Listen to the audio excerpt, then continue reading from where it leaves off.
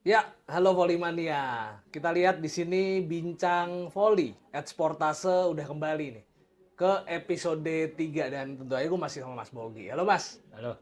Gila. Mas, telat nih kita ya syuting episode 3 ya. Iya benar. Karena Mas Bogi juga baru balik dari Garut, ya kan? Ya, benar. Dan Kemarin sempat istirahat. nah sempat istirahat, jadi harusnya kita syuting ya mungkin Jumat minggu lalu ya, tapi akhirnya kita undur ke hari ini nih. Dan kebetulan lu baru pulang dari Garut nih, langsung ada berita heboh. Yaitu apa? Berita hebohnya adalah pengumuman daftar pemain timnas putri di AVC Challenge Cup. Ini kalau kita lihat komposisinya jadi kontroversi juga mas ya. Kita lihat Medioku Nggak nggak ada. dipanggil. Terus siapa lagi? Arsela yang lagi gacor di Popsivo juga nggak dipanggil dan netizen banyak yang ribut nih di TikTok nih. Gimana nih mas? Lu nanggepin ini? Kalau pengalaman meliput timnas, meliput Iya, Voli Indonesia, yang saya tahu infonya untuk pemanggilan pemain itu atau pemilihan pemain itu biasanya itu ada tim. iya betul. Jadi mereka dipantau selama Pro Liga, dipantau sama tim, dikasih nih nama-nama yang mereka ke pelatih timnas biasanya dan ke PB. Nanti pelatih yang milih siapa dicoret, siapa yang dicoret, siapa dicoret. Nah, ini kita nggak tahu apakah ada timnya atau enggak, dan siapa pemain yang memilih siapa juga tidak ada. Karena tadi pagi saya mencoba menghubungi Luciana Luciana Tarore Taroreh yang betul. jadi manajer. Manajer. Saya coba WA dia, saya ingatkan dia, saya pernah ngobrol sama dia waktu di Livoli di Tangerang berapa waktu lalu, tapi sampai malam ini saya belum dibalas.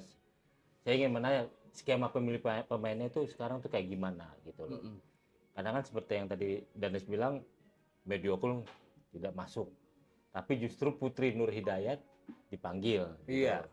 Padahal kan kedua-duanya sama-sama dari Gresik ya. betul. Mediokul yang sering main jadi jadi pemain utama, sementara Putri yang jadi cadangan justru Putri yang dipanggil gitu loh.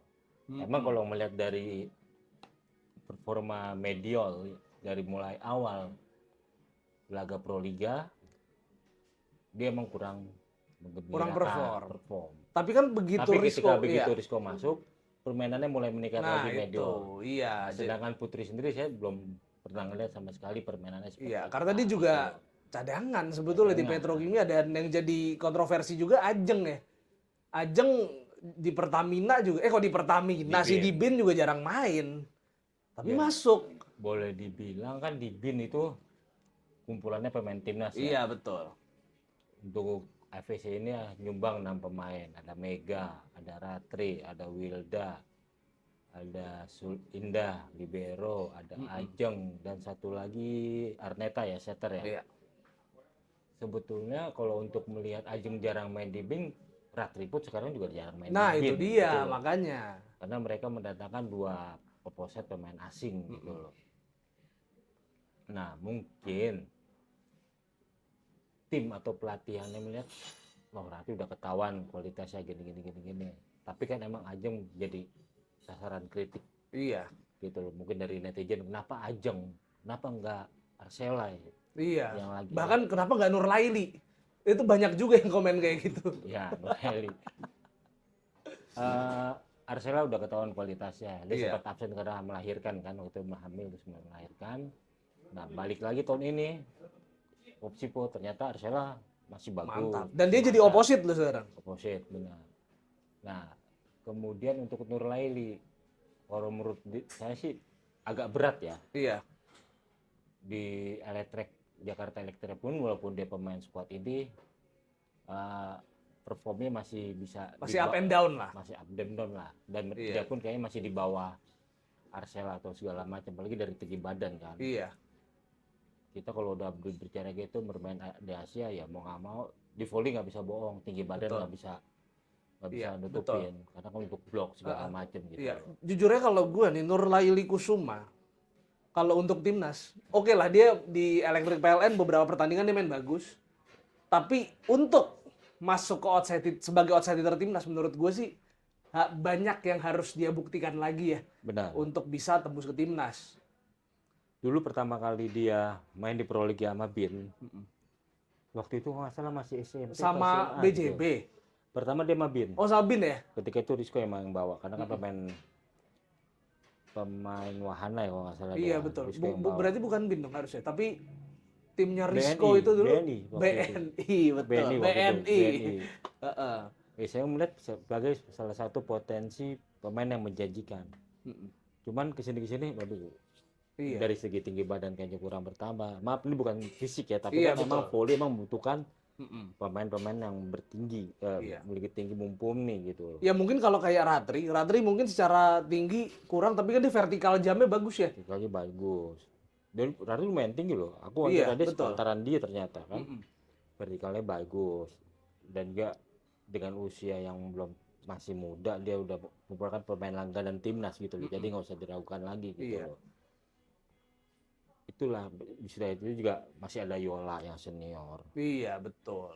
Yola diperlukan karena dia pemain serba bisa ya. Mm-mm. Dia nggak hanya bisa main di outside, dia kadang-kadang juga bisa dimainkan sebagai middle blocker juga gitu loh. Ya dia posisi utamanya middle, bisa di opposite yang jelas. Kalau outside dia passingnya kayaknya agak Ya, kurang sih ya. agak Tapi kurang emang. tapi menurut tuh kalau lihat penampilan Yola di PLN, sebetulnya dia layak gak sih masuk timnas AVC Challenge ini? Kalau dibilang layak tidak layak, Layak sih ya kalau pengalamannya ya. sekarang ini masih layak lah. Tapi kan kalau emang mau ngelihat regenerasi, tidak ada salahnya pemain-pemain muda sekarang Iya, yang betul. gitu loh.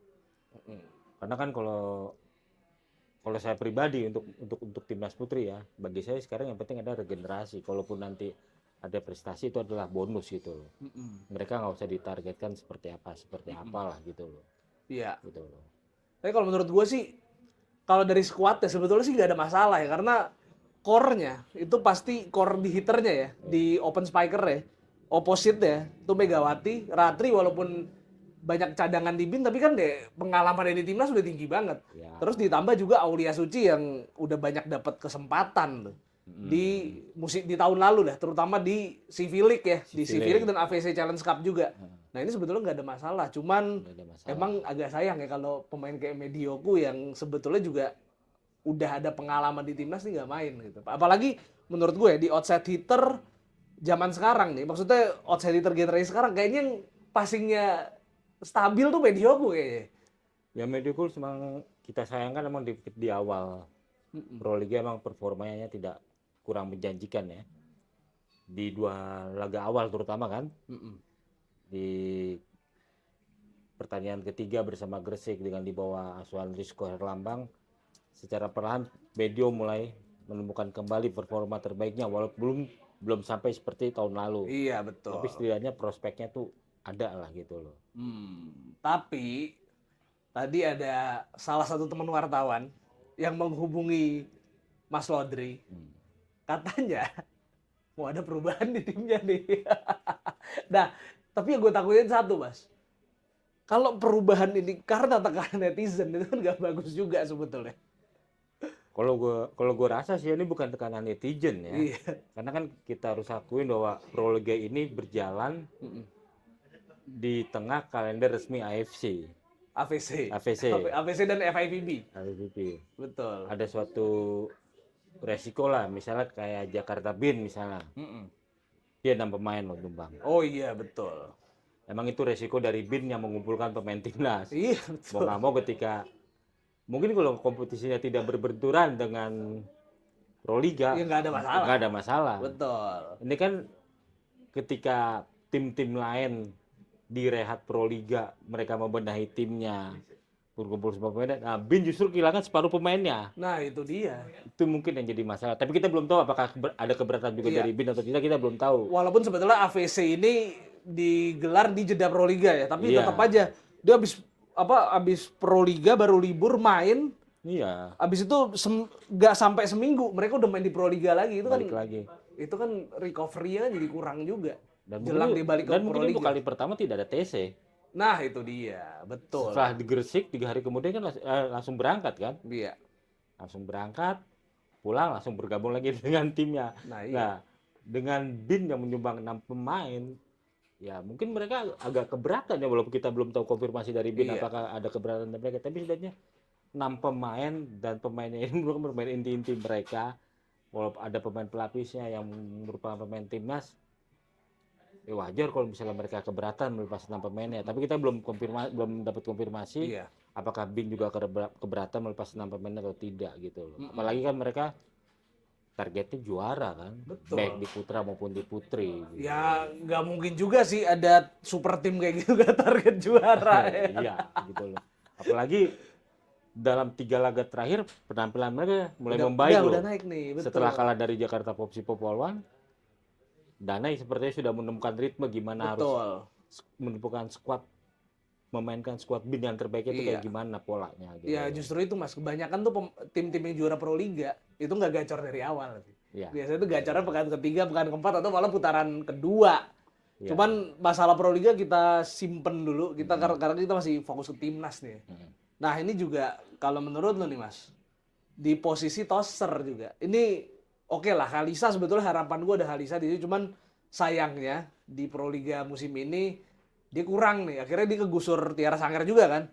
Tapi Anissa Siti Mas nggak kepilih gitu loh. Padahal dia juga oke banget di Popsivo. Kalisa kalau tidak salah dia ada kendala dengan masalah kesehatan. Iya betul.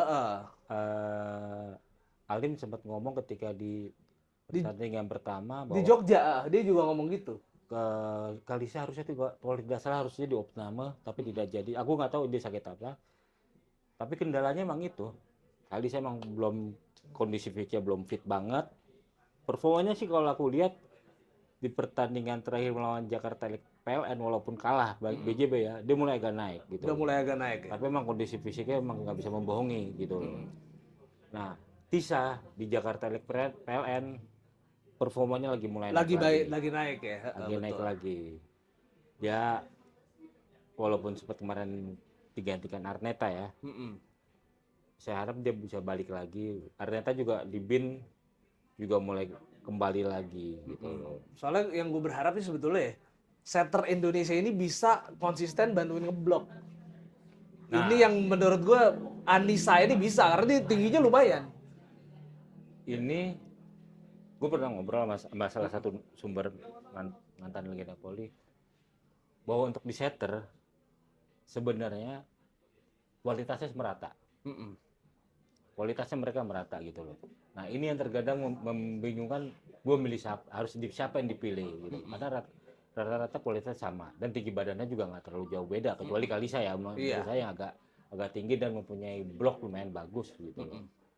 Nah ini kembali lagi kepada pelatih, mereka yang lebih tahu mereka mau pola seperti apa tapi tidak ada salahnya Jakarta Popsivo Anissa coba. Iya betul. Tapi juga Tisa masalahnya pengalaman banget sih di timnas ya. Bisa pengalaman. Dia dari 2019 udah jadi setter utama, terus Arneta musim lalu yang banyak main tuh. Apalagi Arneta sampai Gawati kan udah klik itu jelas. Banget. Main dari Bang Jatim, main lagi di Bin. Nah ini kan yang enak ya gitu loh. Maksudnya juga karakter bola-bolanya Mega dia udah apal lah gitu. Udah di luar kepala gitu. Gitu.